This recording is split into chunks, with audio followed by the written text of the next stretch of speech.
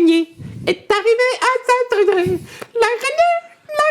Oui, je sais, c'est un petit clin d'œil à Alan Lee et puis au film de Spider-Man parce qu'effectivement, on me donne l'occasion de redevenir mon héros puisque je l'ai été dans une vie précédente, Peter Parker, qui fait partie de la boîte de base de Marvel Champion, le jeu de cartes.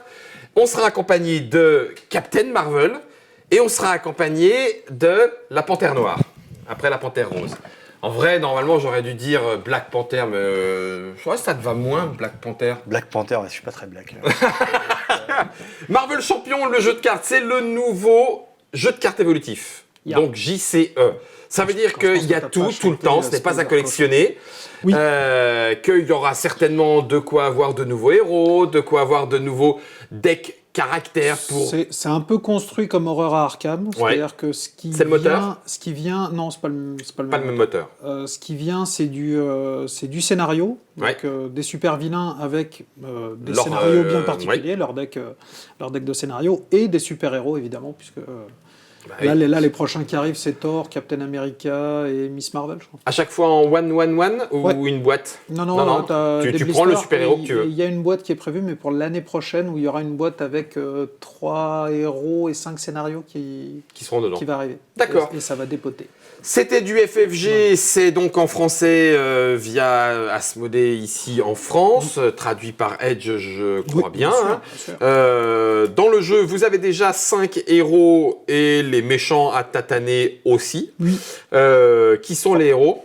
Alors les héros, on a donc comme les 3 qu'on a dit, qui sont ici. Black Panther, Spider-Man et Captain Marvel. Il y a aussi Tony Stark, Iron Man, et Miss Hulk, qui, moi, est ma préférée, parce que j'adore Miss Hulk. Ok, et les méchants?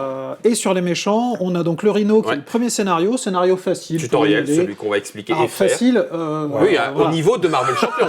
Au niveau de Marvel Champion, quoi. Okay. C'est assez exigeant. Ensuite, il y a Claw, qui est un méchant. Pour ceux qui ne connaissent pas, il a une espèce de bras supersonique. Un peu toupie avec une pointe. Il est un peu rude. Ok. Donc on monte encore d'un cran. Et ça veut dire que Titania est encore pire? Ah non, parce que Titania, c'est la némésis de Miss Hulk, donc c'est pas super méchant. En elle-même. C'est pas un des 3 super méchants. Le 3e super méchant et le scénario très très dur de la boîte, c'est Ultron. Et là, vraiment, c'est très dur. Dit le monsieur qui a dû en baver à mort pour ne pas encore avoir gagné. Non. C'est d'ores et déjà disponible. Ça coûte 2 collants non radioactifs. Du spandex, l'équivalent d'un spandex. Un spandex, voilà, exactement, en adamantium. Et pour l'instant, on va se pencher sur l'explication, en sachant qu'il y a, bien sûr, maintenant, comme dans toutes les boîtes FFG, un livret d'apprentissage qui vous permet, du coup, de découvrir le jeu en suivant quasiment pas à pas. Et le livret qui contient, lui, toutes les règles par mots-clés type alphabétique. Et là, du coup, vous avez l'ensemble des informations pour savoir y jouer. Nous, on a notre José. Je vais mettre ça dans le devers de trick. On n'en a pas besoin, t'as pu... Non. Et puis, du coup, alors, tu as fabriqué les decks. On va peut-être arriver là-dessus. Il y a différents types de cartes. Comment et pourquoi? Je te laisse la parole, José. Les decks sont fabriqués au départ parce que chaque deck est la construction de 3 decks différents. C'est le deck de super-héros, c'est une quinzaine de cartes, qui correspondent aux super-héros. Il y a donc un deck Spider-Man deck avec Marvel, etc. Et là, c'est très très bien fait. On a l'icône qui va bien. Ok. Et oui, c'est pour ça que je les ai mis là pour redire. Oui. Voilà, le deck de Captain Marvel, il y a les 15 cartes de Captain Marvel, c'est très bien fait. 2 sur 15, tu sais très bien où t'en es, pas de souci. Tu as des cartes neutres que tu vas ajouter. Et tout le monde a les mêmes? Alors, tout le monde a les mêmes, mais tu peux tout à fait les construire comme tu veux. C'est-à-dire que tu peux mettre jusqu'à 3 exemplaires d'une même carte neutre dans ton deck, et ça, c'est toi qui vas vraiment builder avant. Donc, on te donne évidemment des constructions au départ qui sont déjà faites pour lancer la partie rapidement. Mais voilà, tu as donc ça qui vient s'ajouter. Et enfin, les cartes qui font partie un petit peu de du deck building pur, c'est-à-dire qu'il y a 4 valeurs, qui sont des espèces de formes de combat. C'est l'orientation que tu veux donner à ton deck. Le bleu, c'est le commandement, le jaune, c'est la justice, le rouge, c'est l'agressivité, et il y a le vert qui est protection. Alors, qu'est-ce que ça veut dire? Ça veut dire que quand tu ajoutes ces cartes-là dans ton deck, tu vas amener certaines mécaniques qui correspondent à ces valeurs-là, à cette manière de jouer-là, dans ton personnage. Ça ne correspond pas toujours. Il y a évidemment des decks qui répondent mieux, c'est-à-dire qu'un Black Panther, par exemple, il est plutôt optimisé pour de la protection. Néanmoins, quand tu joues, ça c'est quelque chose que nous on remarque au fur et à mesure qu'on joue, et vraiment sur la boîte de base, justice et agressivité sont deux formes dont il est difficile de se passer. Donc un deck agressivité, c'est un deck qui est très costaud, ça permet de faire du dégât à l'ennemi, donc évidemment c'est difficile de s'en passer. Et le deck de justice, c'est un deck contrôle, donc pour ceux qui ont l'habitude des mots-clés jeux de cartes. Le deck contrôle, c'est ce qui va te permettre évidemment de tempérer la menace qu'opère le méchant, et voilà, pour laisser un petit peu de temps, pour se donner un petit peu de temps pour contrôler le méchant. Donc il y en a qui marchent plus ou moins bien. Là, en l'occurrence, toi, tu as Captain Marvel. Là, on a fait un deck classique, Captain Marvel, ses commandements, c'est comme ça que c'est conseillé au départ, donc c'est ce qu'on a fait. Spider-Man Justice, Spider-Man, c'est conseillé Justice, aussi. c'est aussi le deck un petit peu classique pour Spider-Man. Black Panther, on l'a changé, normalement c'était protection. Là, on s'est dit que pour bien vous montrer comment ça marchait, il valait mieux qu'on tatane un peu le Rhino, parce que sinon, bon, vous allez vous dire, c'est bizarre, ils prennent beaucoup sur la tronche, mais ils n'ont pas beaucoup de répondants quand même. Donc, pour des super-héros. Donc on a passé Black Panther en agressif. D'accord. Ce qui rajoute de la variabilité au jeu. Parce que tu peux, et puis même aussi le mettre à ta sauce. Tu peux aimer un super-héros et puis vouloir essayer de le jouer comme ça. Si ça marche plus ou moins bien, peu importe, à essayer en tout cas, mais tu peux vraiment faire comme tu veux matcher. Comme tu l'entends. Sachant qu'évidemment sur les nouveaux blisters qu'il y aura à l'avenir, il y aura des nouvelles cartes neutres, des nouvelles cartes correspondant aux 4 valeurs et sans doute d'autres cartes. D'autres formats qui vont arriver, d'autres couleurs qui vont arriver. Donc on construit son deck, ça c'est la première chose. Addition de 3 paquets, plus ou moins choisis. Et là je vous ai parlé de ce qui faisait votre deck pur et dur. Donc il y a vraiment ça, mais en plus de ça, il y a évidemment votre carte de super-héros. C'est-à-dire vraiment votre carte d'identité qui a 2 faces. Et c'est ça que j'aime bien. Une face alter ego, donc évidemment tu n'es pas tout le temps en costume en train de te balancer de toi en toi, tu es aussi de temps en temps un simple étudiant qui fait des photos, un peu de chimie, et qui a du mal dans la vie. Avec les filles. Enfin, pas que d'ailleurs, mais... Pas que avec les filles, mais qui a aussi du mal avec son loyer. Oui. Transition pour ton problème. C'est-à-dire que nous sommes tous des super-héros, mais nous avons des problèmes du quotidien. Et oui. Dans le cas de Peter Parker, il a du mal à payer son loyer. Donc ça, c'est une carte qui correspond à ta problématique, qui va venir s'intégrer au deck du méchant, au deck du Rhino. Elle a un dos particulier. Elle a un dos particulier. Qui va avec le deck du méchant. Oui, parce que... je voulais te montrer, parce que moi, je suis un sliver, donc j'ai slivé. Ça, c'est les cartes. Ça, c'est les cartes de héros. Elles sont bleues, violettes. Les cartes du méchant sont jaunes. Et donc, dans ton deck de super-héros, il y a aussi des cartes jaunes, puisque tu les ajoutes au deck du méchant. Au deck du méchant, dont on n'a pas encore parlé, mais on en a chacun une, et elles sortiront. Et quand elles sortent, faut gérer. C'est un problème, parce que on ne peut plus se battre, on est appelé par notre quotidien, qui l'emporte sur nous. En plus du reste. En plus de ça, il y a aussi des némésis. Parce que, évidemment, comme tout bon super-héros, nous avons des ennemis qui sont nos némésis. Dans le cas de Peter Parker, il y a le vautour. Dans le cas de Black Panther, il y a Killmonger, son cousin qui veut son trône. Dans le cas de Captain Marvel, Yon Rogue, qui est, pour ceux qui ont vu le film il n'y a pas longtemps ou qui s'en rappellent, son mentor, qui est en fait un traître. Qui essaie... Whiplash pour Tony Stark et pour Miss Hulk, c'est Titania. Donc ça, c'est un petit paquet de 5 cartes. Qui ne sont pas tout à fait en jeu au départ. C'est des cartes, évidemment, qui sont appelées à intégrer le deck du méchant, mais qui ne rentrent en jeu que s'il y a l'ombre du passé, qui est une carte traîtrise, qui est dans le deck au départ, dans le deck du méchant, et qui, si elle tombe, fait rentrer dans le jeu la némésis d'un super-héros, et là, en plus de tous les problèmes qu'on avait déjà avec cette saleté de Rhino, là, tu te retrouves avec le tien qui est en face de toi, et qui a quand même très envie de te tataner bien sûr, puisqu'il t'en veut. Te tataner la tête. Si on parle du deck du méchant dont tu nous as expliqué un petit peu déjà les éventuelles cartes qui vont venir s'ajouter, est-ce que lui aussi est constitué de plusieurs decks? Même chose effectivement. Le deck du méchant, il part, donc là dans le cas du Rhino, avec une vingtaine de cartes qui sont les cartes du Rhino. On y ajoute des cartes dites... génériques, non, mais c'est plutôt des cartes de scénario. Ouais, c'est des cartes thématiques. D'accord. Ça peut être des cartes alerte à la bombe, ça peut être des cartes... en fonction de l'histoire que tu veux jouer et l'adversité qui c'est l'histoire que tu vas lui mettre. D'accord. Alors, à chaque fois, il t'est proposé, évidemment, certains decks à mettre dedans. Oui, arc narratif. On te dit, mais alerte à la bombe, mais les cartes standards de méchants, mais Rhino. Ouais. Parce que ton scénario est déjà construit, il t'est déjà proposé. D'accord. Après, il y aura évidemment de la génération aléatoire de scénarios que tu pourras faire toi-même en construisant le deck. C'est tout à fait faisable. C'est marqué sur le scénar. C'est ça. Ça te dit les déjà. Tu mets Rhino standard et un set de rencontres modulaires. Et tu mets ce que tu veux, mais il te recommande alerte à la bombe. Oui, pour le premier scénario, c'est vraiment celui qui est le plus indiqué. Ok, en recommandé. Et donc lui, il fait une effraction.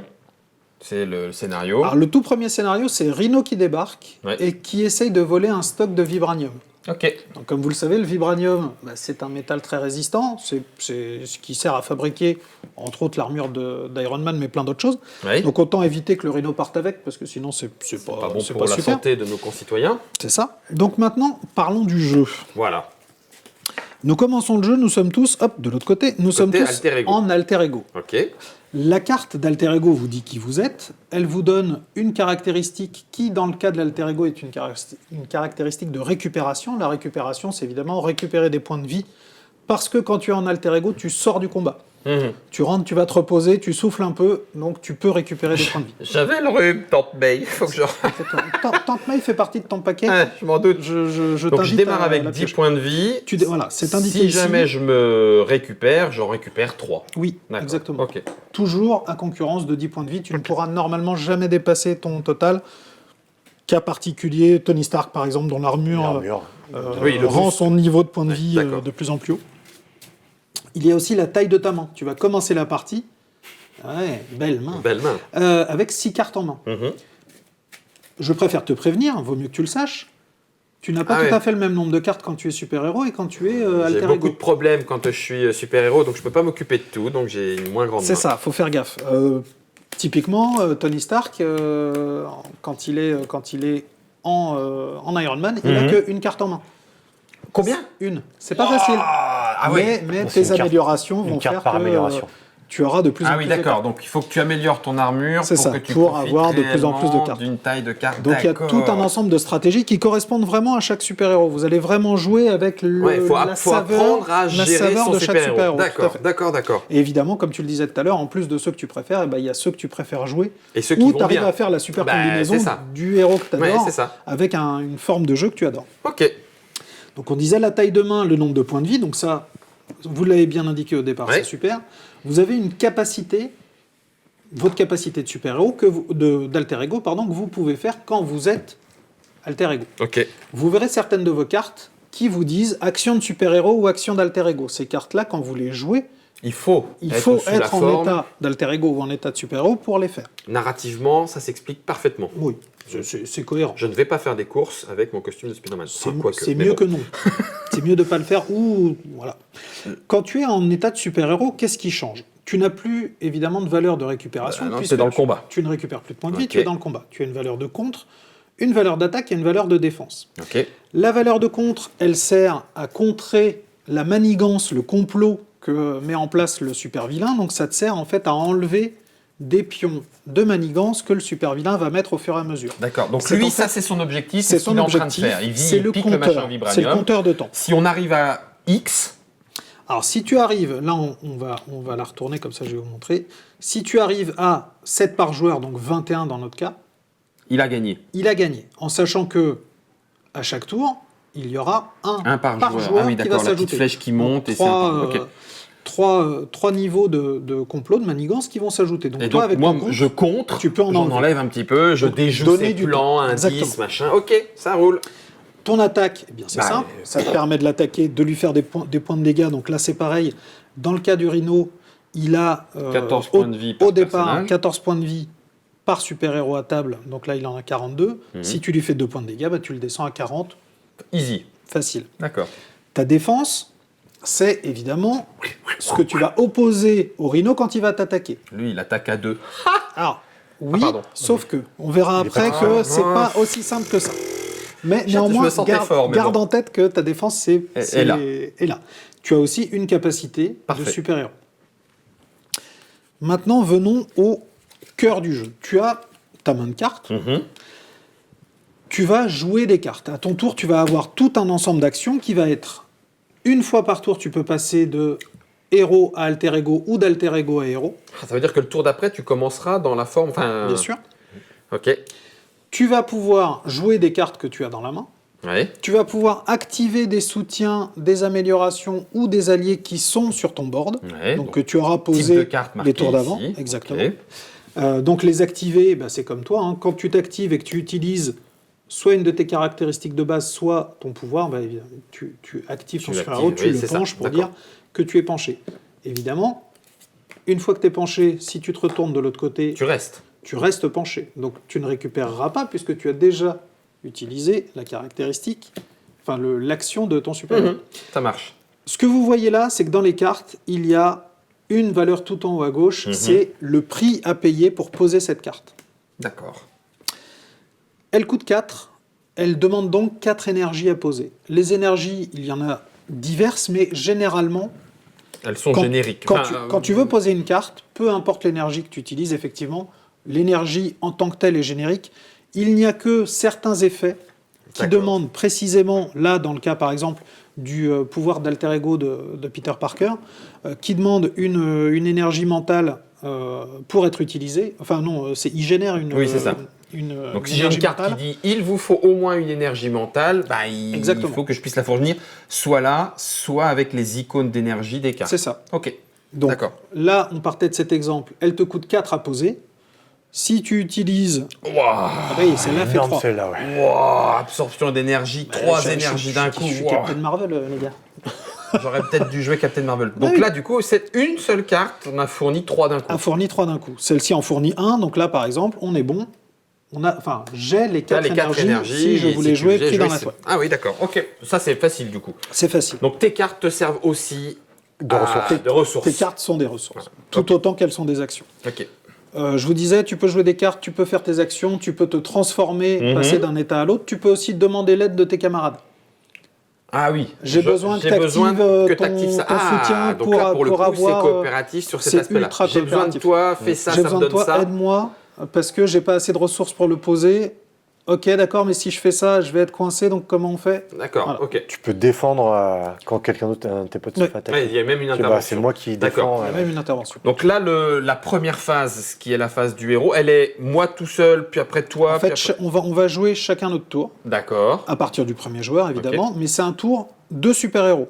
C'est-à-dire qu'on active le super-vilain qu'à la fin du tour des super-héros. Quand nous, on a tous dit, c'est bon, j'arrête, j'ai fini, machin. Tu joues tes cartes, tu fais tes actions, tu arrêtes, ça passe à ton copain. Une fois que tous les super-héros ont fini, on clôt le tour des super-héros, et là, on récupère en main, pour remonter donc au niveau de notre main, les cartes nécessaires. On peut défausser des cartes, en disant, celles qu'on veut, pas, j'ai besoin de... et on redresse toutes les cartes qu'on avait utilisées.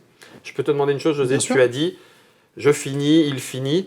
Il n'y a pas de je fais ça, tu peux, il fait ça. Ah, super, maintenant je fais ça, on a le droit de. Non, tu joues vraiment je ton finis, tour. Tac, à Alors, toi. On joue vraiment chacun notre tour dans le sens des aiguilles d'une montre. Et une fois qu'on a fini, à partir du premier joueur, important. Là, on arrête le tour. Et phase de méchant. Donc je vous ai dit, on redresse tout. C'est hyper important de le redresser à la fin de notre tour. Parce que au moment du tour du vilain, il va falloir parfois réagir. D'accord. Pourquoi ? J'aime ton regard. Parce que moi je rigole déjà parce que c'est du coop et je sais qu'on va galérer. Alors que c'est le scénar 1. Le tour du méchant, il est assez drivé puisqu'évidemment c'est une IA, on joue tous ensemble contre le méchant. Ça commence par la manigance. Le complot avance, évidemment, puisqu'il va le hold-up a lieu, donc ça avance. Tout à l'heure, je vous disais, il faut 7 x 3 et il gagne 3, donc ça veut dire qu'on a 7 tours, grosso modo, pour l'empêcher, pour tempérer ce hold-up. Ok. Donc, on met autant de manigance que de joueurs à table. Première phase pour le méchant. Ça avance. Okay. Ensuite, on a une phase de versus, vraiment. C'est-à-dire que le méchant va taper à partir du premier joueur, taper ou affronter Les héros à table. Ok. Pourquoi je dis taper ou affronter? Parce que en fonction de l'état où tu es, c'est-à-dire si tu es alter ego ou super-héros, ça n'est pas la même chose. D'accord. Si tu es super-héros, il t'affronte vraiment pour de bon, donc il vient, il te met un grand coup de tatane, et c'est là que tu as l'occasion de te défendre, je vous le disais tout à l'heure. Ok. Mais, quand il attaque, on prend une carte, on la retourne, très bon exemple. Très bon exemple. Voilà, on la retourne et on regarde. Là, d'ailleurs, ce serait très bien. Toi, tu as annoncé ta défense, tu défends à 3, très bien. Lui, il a attaqué à 2. On retourne une carte, il a un boost de +1, donc il attaque à 3, tu as bien fait de te défendre, tu as bloqué la totalité de son attaque. Au prix de je suis occupé maintenant, bien sûr, je me suis occupé à défendre. En sachant que les boosts montent jusqu'à 3. D'accord. C'est bon. Et il y a des boosts à 0, enfin il y a des cartes. Il y a des cartes à 0 comme tu as pu voir. Ok, ça marche. Si je suis alter ego. Si tu es alter ego, il ne t'attaque pas puisque tu t'es retiré du combat, tu n'es pas dans le combat. Ouais. Donc, lui, il en profite. la manigance avance puisque tu n'es pas là pour l'empêcher. D'accord. Et c'est là où il en ajoute. Et c'est là où il utilise sa manigance, qui va faire monter le niveau de manigance, plus un boost. Plus un boost également. D'accord, oui, donc ça peut monter plus vite que ce que ça tend juste à 1. C'est pour ça que le fait d'être en alter ego, pour nous, c'est extrêmement stratégique. Ouais. Donc, il faut vraiment toujours qu'on calcule bien ce moment-là pour lui. Ouais, c'est un moment où le scénario peut accélérer drastiquement. Très vite. Ça peut être très dur. Ok. Ensuite, s'il y avait des sbires sur la table. Donc, des copains du méchant. Des sbires de l'Hydra, ta Némésis qui est rentrée en jeu, qui est devant toi. La Némésis, elle aussi, va jouer. Donc, elle va t'attaquer, ou si tu es en alter ego, elle va augmenter... le niveau de manigance. Parce que lui aussi a de la manigance. Lui, par contre, un boost ? Non, il ne prend pas de boost. Il n'y a que le méchant qui prend un boost. Les sbires n'en prennent pas. Mais par contre, il est capable de te taper. Si je tape, je dois choisir entre lui ou lui ? Ah bah oui. Et ça, c'est quoi ? Ça, c'est son niveau de point de vie. Ah oui, donc il faut que je fasse au moins ça pour le... Ah, mes copains aussi. Tes copains aussi. D'accord. Je vous disais tout à l'heure, tu mets des cartes en jeu. Mettre des cartes en jeu, il y a des cartes événements qui sont des one-shot, on les joue, elles disparaissent. Okay. Il y a des soutiens. Les soutiens, ça va être par exemple l'héliport du Shield. Il arrive, il est là. Il va rester là et tu pourras l'utiliser à tous les tours. Il y a des améliorations. Typiquement, matos, mes lance-toiles. Voilà. Tes lance-toiles, les griffes ou l'armure de Black Panther, l'armure d'Iron Man, etc. Ces améliorations, c'est pareil, elles restent sur ton board et tu peux les activer. Dernier type de carte, c'est les alliés. Les alliés, c'est encore mieux entre guillemets, c'est-à-dire qu'ils ont eux aussi des caractères de contre et d'attaque, donc tu peux les utiliser pour ça. Pour contrer la manigance. Pour contrer la manigance ou pour attaquer. Ok, parfait. Ils ont un nombre de points de vie, pourquoi ? Parce que, évidemment, ils peuvent être éliminés, d'autant plus qu'ils peuvent te servir de bouclier. Pardon. Au moment où Rhino attaque, tu peux dire non. Non, c'est Daredevil. J'ai Hawkeye avec moi, c'est Œil de Faucon qui va prendre le coup à ma place. Ok. Oui, mais c'est dur. Oui, parce que Œil de Faucon, allez, vas-y. Vas-y. Sauf que ça te fait gagner un tour, c'est hyper important. Ouais. La petite astérisque qui est là t'indique qu'à partir du moment où il va faire cette action, si Daredevil fait un contre ou si Daredevil fait une attaque, il prend un point de dégâts, automatiquement. Ouais. C'est le retour de flamme. En fait, c'est ce qui permet que tu ne gardes pas ad vitam aeternam. C'est un effet mécanique pour ne pas garder tes alliés ad vitam aeternam devant toi. Oui, bien sûr. Je vous disais tout à l'heure, Captain Marvel, son deck, il est orienté commandement. Pourquoi ? Parce que je vais booster mes alliés pour qu'ils soient très forts. Et qu'ils partent pas comme ça. Et qu'ils partent au combat encore plus efficaces. Les tiens ou les nôtres ? Alors, les miens. D'accord. Les miens. Alors, je peux un peu booster les vôtres, mais moins que les miens, normalement. Ok. Donc, je reprends. Phase de menace. La menace avance, ce qui amène la partie à devenir de plus en plus dangereuse, puisqu'elle peut s'arrêter sur la victoire du méchant. Oui. Le méchant attaque, boosté. En fonction, physiquement, il attaque ou il attaque avec la manigance, suivant si nous sommes alter ego ou pas. Les sbires en font de même non boostés. C'est ça.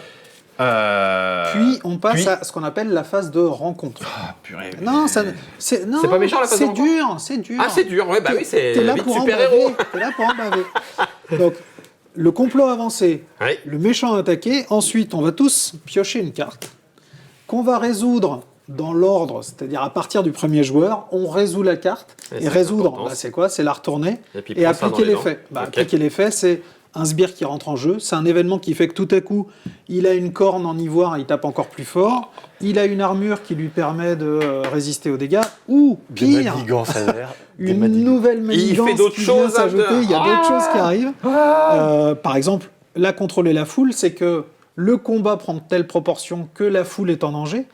Donc, tu dois d'abord t'assurer que la foule est protégée avant de pouvoir retirer. Tant que t'as pas géré ça, tu peux pas aller là. C'est un problème plus un problème. Exactement. La vie de super-héros. C'est ça, classique. Un mardi. C'est un mardi de super-héros. Donc, une fois qu'on a fait sa rencontre, c'est fini. C'est fini pour lui. On a fini de transpirer. On peut nouveau. Le jeton premier tu me joueur. passes le jeton premier joueur et là on peut réattaquer un tour de héros. un tour de héros où on va montrer au Rhino qu'il n'y a pas que lui qui transpire. Hein. Donc nous notre objectif c'est de poutrer le héros et lui gagne s'il avance la manigance ou s'il nous tue tous les trois. Ouais. Donc le Rhino, on lui fait 42 points de vie, on a gagné. Non. Ah t'es pénible aussi quoi. Le Rhino, on lui fait 42 points de dégâts, on l'énerve, on passe en Rhino 2.